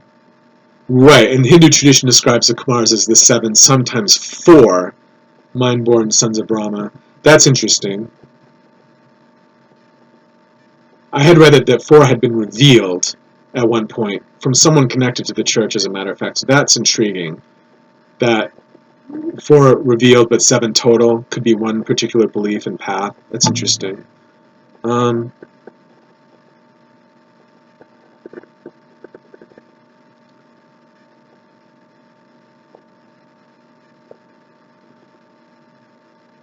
they're home on Venus. Okay. Venus is the planet of the third ray of the solar system. Well, that's interesting because we say that the third ray is associated with the heart. So that's a change up.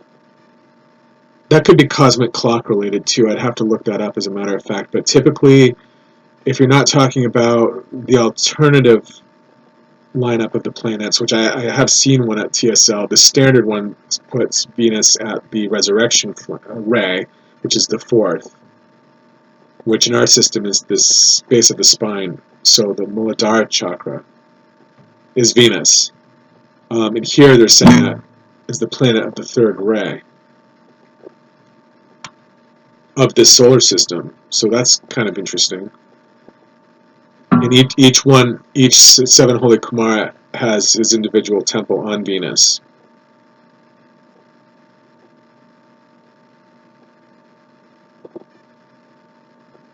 Okay, coming through the great mystery schools, right. Um,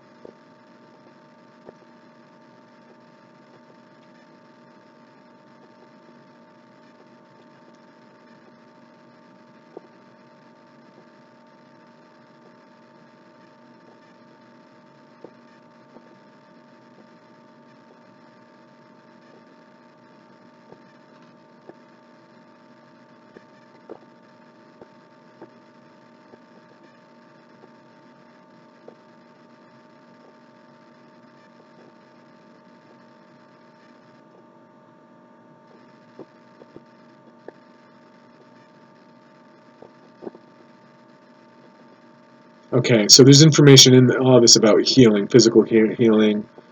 Um, the the information as it's being delivered to me by the masters. You know, you can use this information about the Kumaras to heal problems relating to age. When I spoke before about the violet flame being able to transmute physical blessings, physical healing, miraculous healing, and so forth. Right. Problems relating to appearance or issues relating to the maintenance of appearance and the improvement of appearance and so forth can be achieved through studying the Kumaras. And you'll hear from your spiritual children.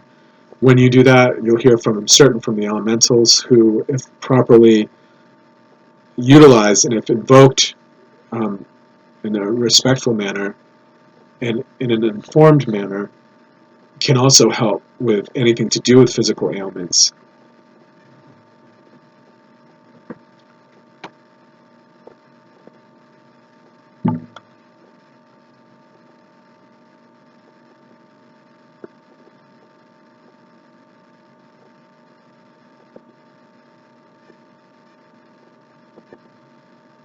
Sanat Kumar said, "We come then for one purpose, and that purpose is to anchor certain Vohadic keys in the form of electrodes for the spiraling, rising energies of the seven rays in seven aspects of the mother flame.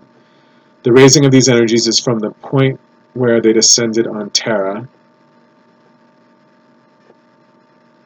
The point of the descent of Lemuria and of Mother Light must also be the point of the rise of that Mother Light.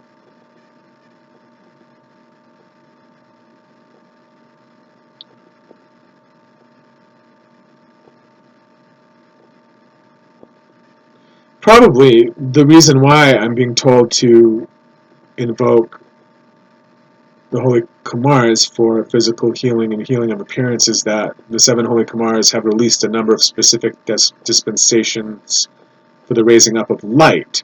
So they're specifically addressing light. Really, we're creatures of light, and we're illuminated by light, obviously.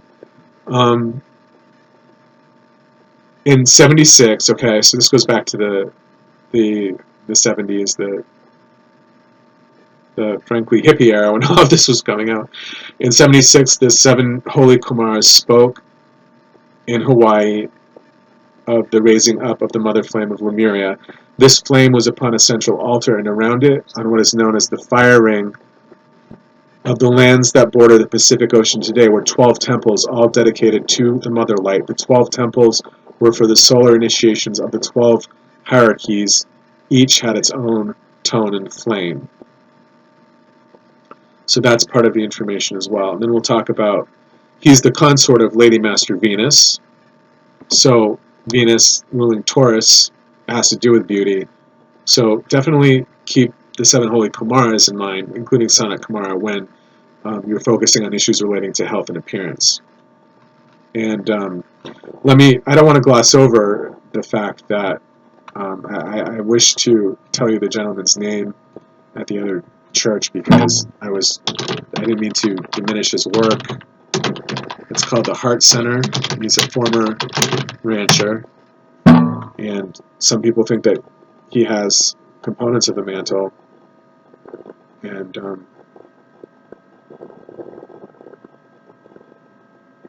David Lewis is his name.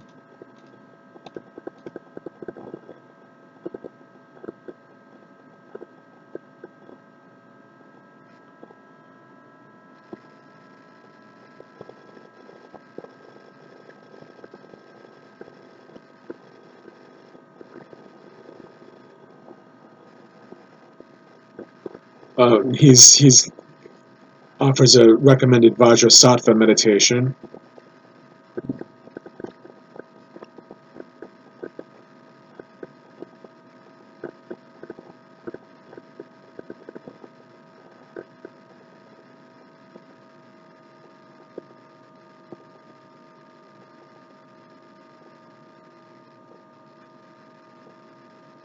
Okay, and he'll be speaking in Baltimore and traveling to Seattle and Mexico City and Winnipeg.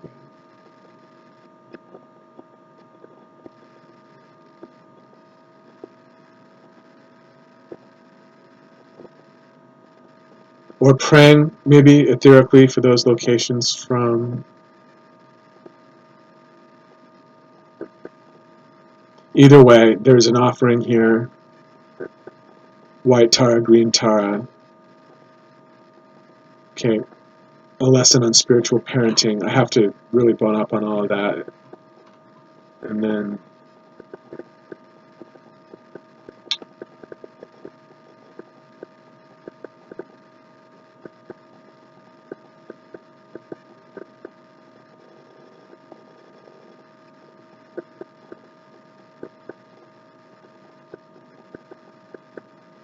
Okay.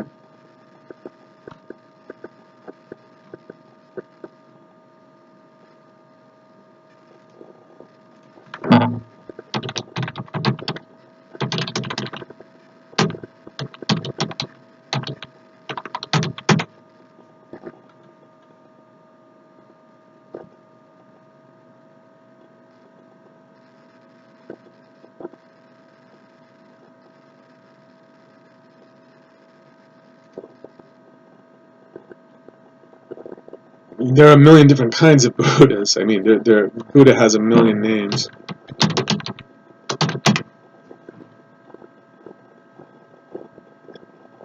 Okay. Well, may I hear it, please?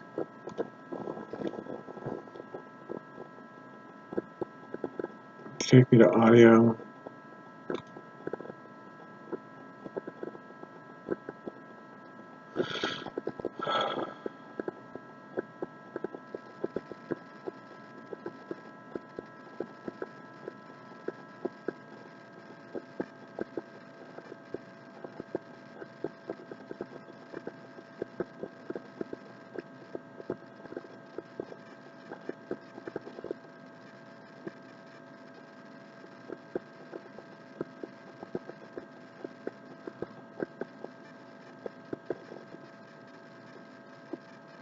Okay. You will? They will. Hang on a second. Now let's do say it. Speak and spell. Oh, I'm going to be disappointed if I can't hear it. Here we go.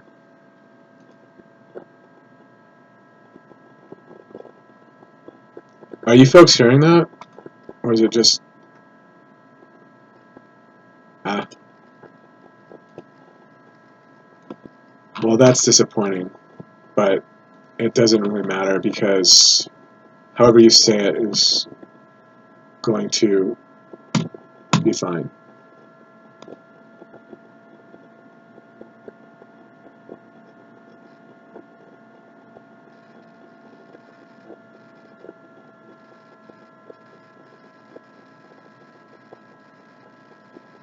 Okay. Well, the Masters of Levity. That's a new one, right? Joy in Hawaii with the Masters of Levity. Spring equinox. That's great. Actually, I like that. I like that. This guy's. I mean, he's really serious, and so, yeah. In Hawaii, aloha is important. Third ray, definitely. Peace and aloha are masters. So Hawaii is important vibrationally, definitely. Masters of Levity, and he's got dolphins up here. So that's a little bit like Omna, right? Omna I've promoted on my board before, and her name is Natalie Glasson. And Omna um, is not part of the Summit Lighthouse, but claims access to all these masters and channels. Masters does channel Moria, does channel Germain, claims to many of our masters, but also has masters that we don't follow. Like I think one's name is Joshua. We don't have a Joshua. Um,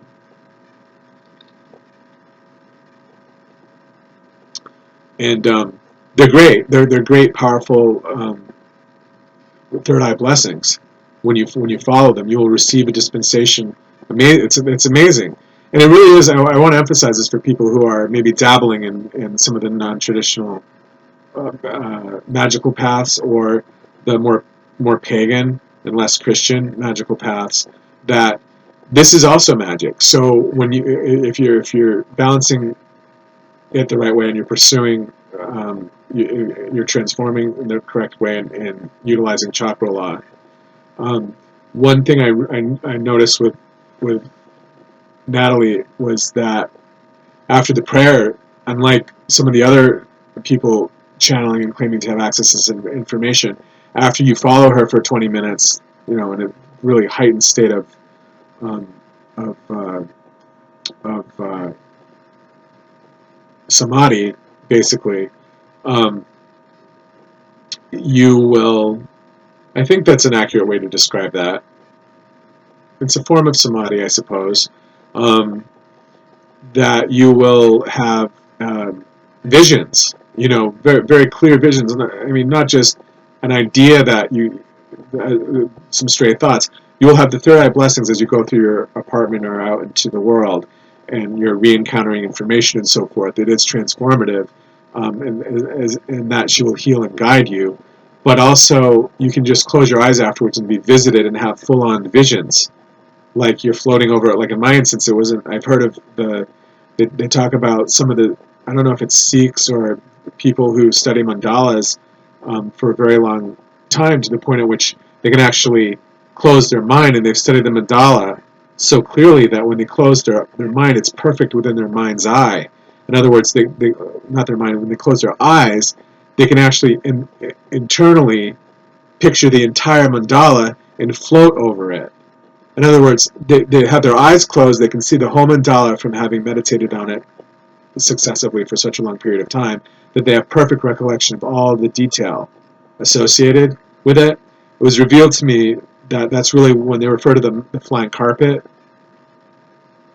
and I think it's Arabic lore. A flying carpet ride is really that. It's really when you have total recall over a mandala, and you can close your eyes and float over the entire mandala because you know the whole thing in detail and can see it in your mind's eye. Well, Omna, after praying with her, a dictation from Archangel Michael or whichever master, I closed my eyes at one point. I could see Gandalf, or the white. I just called him the White Wizard, and all I could think of was Gandalf from the Lord of the Rings trilogy, which has nothing to do with my typical path necessarily. Although I suppose I I'm informed by it, but I could see a full picturing of the white wizard, made entirely of white smoke, and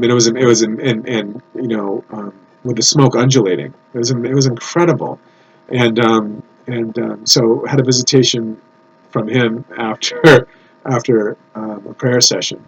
So right, like so follow the dolphins, follow the rainbow dolphins, whatever, in accordance with this mini dispensation about the masters of levity, and I think he's associating it with Hawaii. I can see why, that rings the inner bell, if you will. And Maru University, I'm not sure what that is yet. So, but there's an e-learning platform here, so, take a look at this if you'd like to do so, and to the extent that he wishes for me to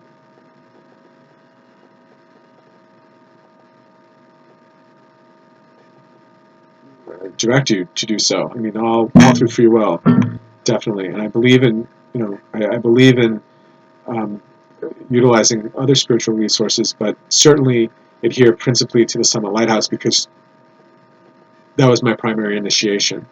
And as I stated in other videos, you're only really initiated one time, and you can have subsequent exposure, I believe, as well.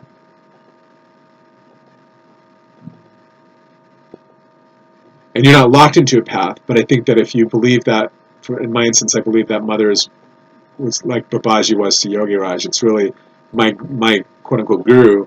Then you look at other gurus, you explore with other teachers, you revere other teachers even. But Mother, to me, it's always Elizabeth Clare Prophet who's the initiator, Guru Ma. That was the beginning and the end for me. She's the causal. She's the all of existence contained within the causal body, if you will. I hope that's an okay way to put that. And I believe she's Brahma embodied, and I've never heard anybody else articulate that. So that's unique to Order of Truth. If I were to take something forward, personal, that I cherished, and that was a treasure teaching that I associate with my own personal path and my personal work as a guide, that would be one of the bits of information that I feel is valid, supported by Mark and Mother, and not yet disclosed by the Summit Lighthouse. So I think maybe appropriately apportioned to my individual work through Order of Truth, which is a holy order that I personally reinitiated. Used to be an active holy order at the Summit Lighthouse, but is no longer listed as one of the 9 principal holy orders. I'm a 10th order, in other words, which I think is fine. And I certainly I personally associate it with TSL. I'm also a member of the orders as listed. Certain of the orders. Some of them, they're a little bit exclusionary. And I'll tell you, I'm happy to be the arbiter of information with regard to TSL holy orders because I have access to how it is they went about chartering those orders initially, if that makes sense. So, but interesting. Heartstream database. I wonder what that is.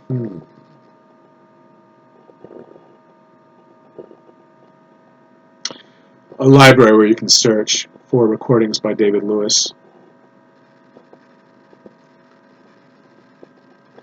Like, there's a Thanksgiving message from Jesus, recent. Queen of Light, Cyclopedia. Some are not listed at TSL, 1 or 2. But some are. Linello, they still talk about Linello, Mark Prophet.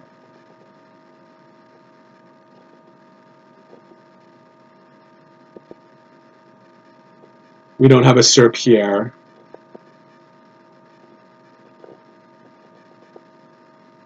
Oh, but they're saying Peter McPhee. I don't know who that is. David Lloyd was actually David Lloyd was actually a member of the Summit Lighthouse and became an Ascended Master, I believe. So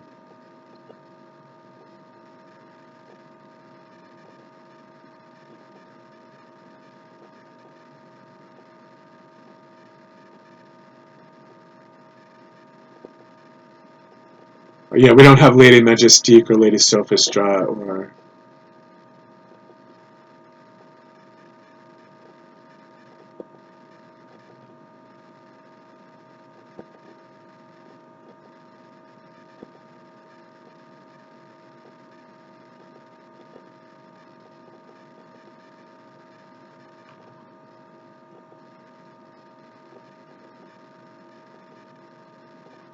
Okay, okay.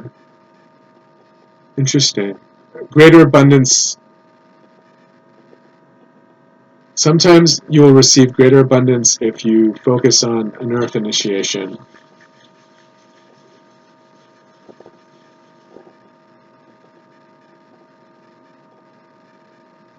And I speak in terms of identity when it comes to that, and your identity vis-a-vis your twin flame as well.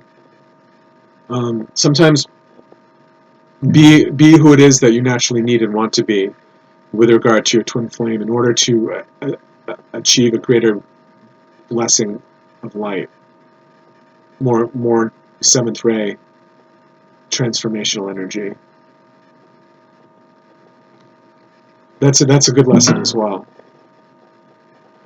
Okay, Queen of Light. Yeah, that's probably from the Queen of Light, as a matter of fact, I would imagine. I don't know if we have a... We say Portia is the goddess of justice. Let's see.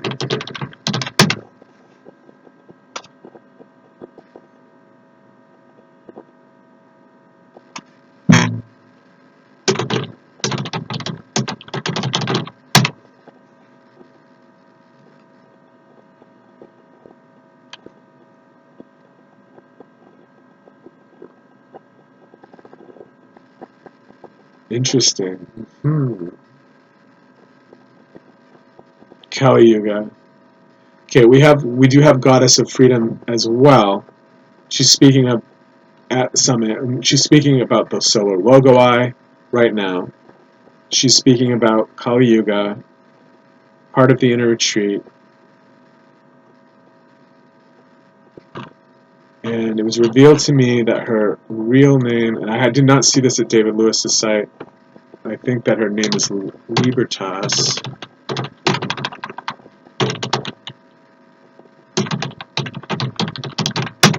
They're calling it Armed Freedom or something at Summit. There's a picture of a statue of the Goddess of Freedom from, I think it's the U.S. Capitol. I think that's what they were saying there, and you can look in the encyclopedia.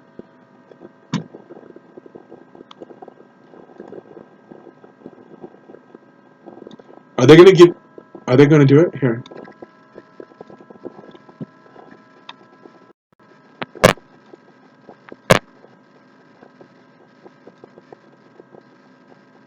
I don't think it's Libertas. Some of the computer voices are hilarious. Okay. I think it's Libertas, and they're saying the Roman goddess of freedom. I don't know. It sounds interesting. And as I stated before, I like.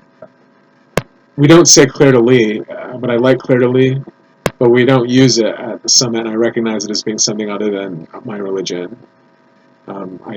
We say Goddess Maru, not Claire de Lis. Although I appreciate Claire de Lis.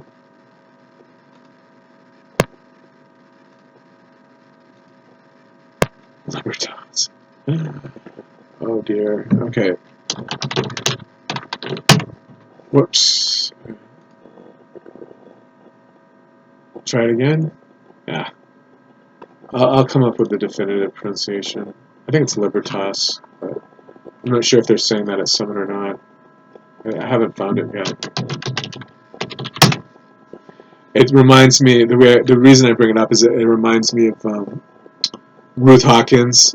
Mark dubbed her, had a really good name for her. Ruth Hawkins did some of the sacred art. I'm pretty sure she did the Sonic Kamara that we use, and also I think she did the Sonic Kamara that we use, and I think that she also did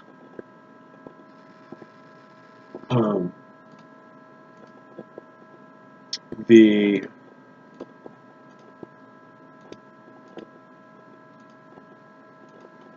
Lady Master Venus, and I'm pretty sure, in addition to Lady Master Venus, she did one of those. She did the Saint Germain that I would personally want to license for Order of Truth.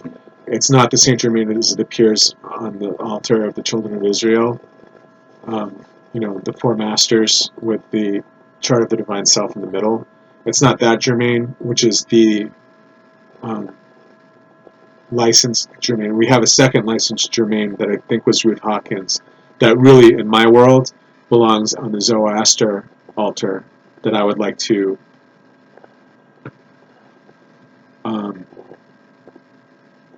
curate or head or oversee.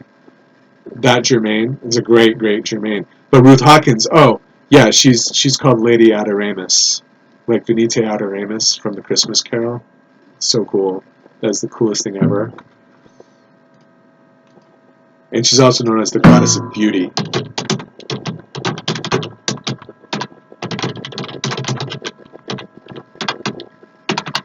Yeah, well, Inner Retreat. They're after me to do all this work on the Inner Retreat. Not Inner Retreat, rather on the in the etheric retreats, and it is enormously cumbersome but necessary.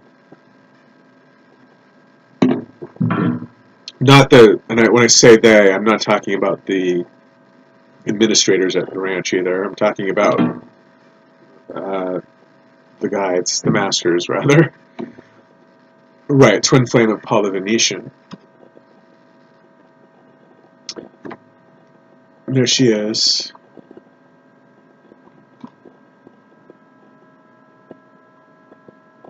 One of them ascended. One of the women, there were women. David Lewis was talking about David Lloyd, who is actually David Lloyd is actually. I laugh because we don't really hear a lot from David Lloyd, but he is an ascended master because he did ascend it. And I think he might even be one of the names of God, right? And well, in addition to David Lloyd, there are these great women, men and women, and there were women there too who were achieving their ascension by studying directly with Mark and Elizabeth. And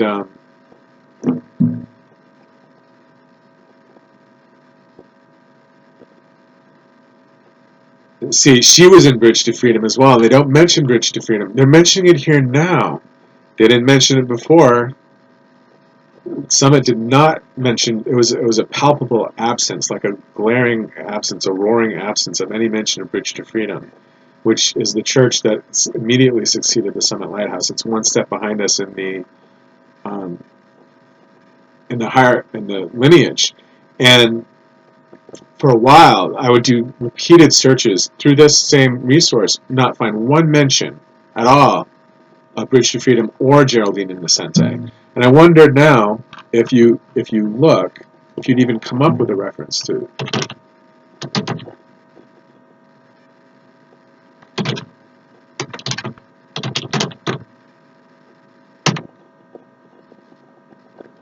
No, see, if you do a search for Geraldine Innocente, you won't find her.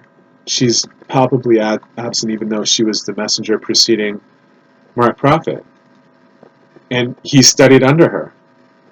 And my theory is that she was believed to.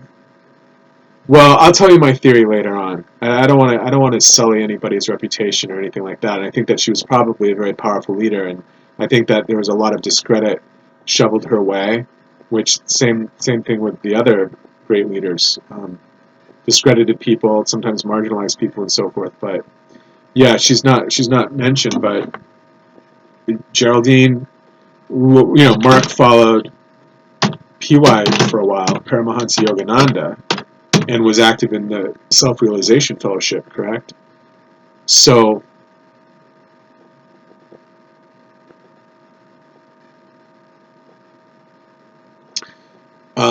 but Geraldine Innocente was a messenger.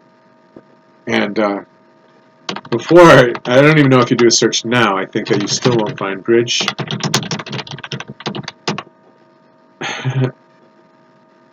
No, it says bridge for crossing whatever, mending the bridge, but it's not bridge to freedom that's mentioned here. It's bridge to the Buddha. Mending the bridge for the crossings from Mary, Mother Mary, Queen of Heaven, which is Summit. And but no bridge to freedom mentioned specifically, except in this information about Ruth Hawkins, also known as the Goddess of Beauty, later known as Lady Adoramus. Later. Well, I'm not sure when she was designated the Goddess of Beauty, but her ascension name is Lady Adoramus. In any event, she's not the one. I think the one who actually made her ascension bodily was Claire. Was Claire Clara Louise, who is Regent Mother of the Flame.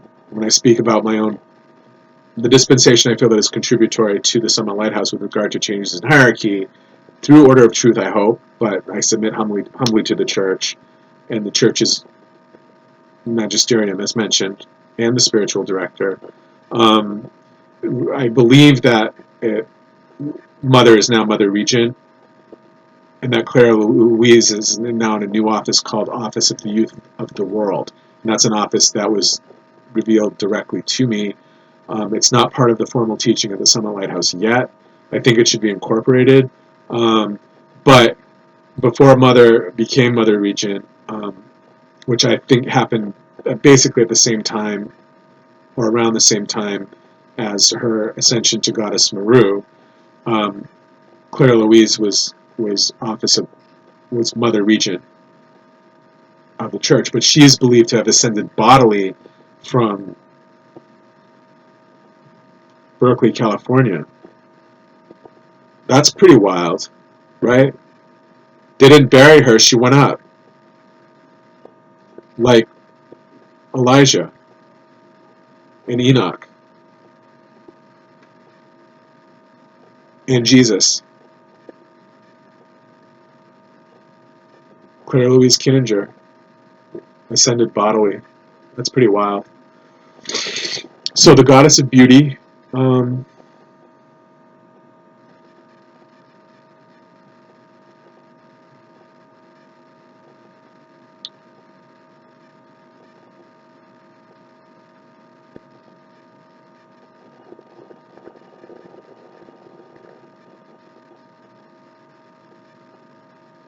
right, and she used to decree in Paris for France.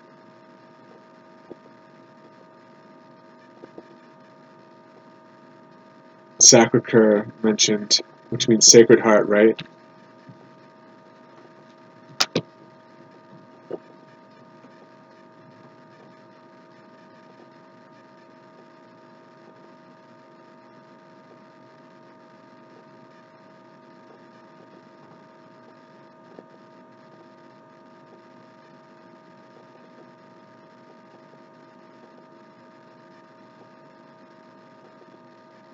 Right, and she did Sonnet Kumara and Lady Master Venus, but they're hard to tell apart sometimes.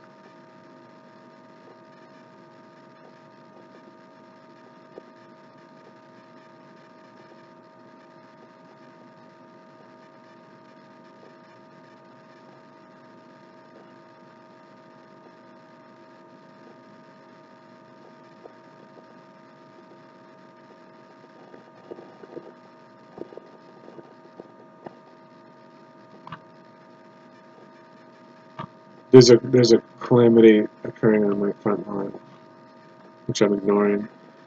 Goddess of Beauty. Let's see if I can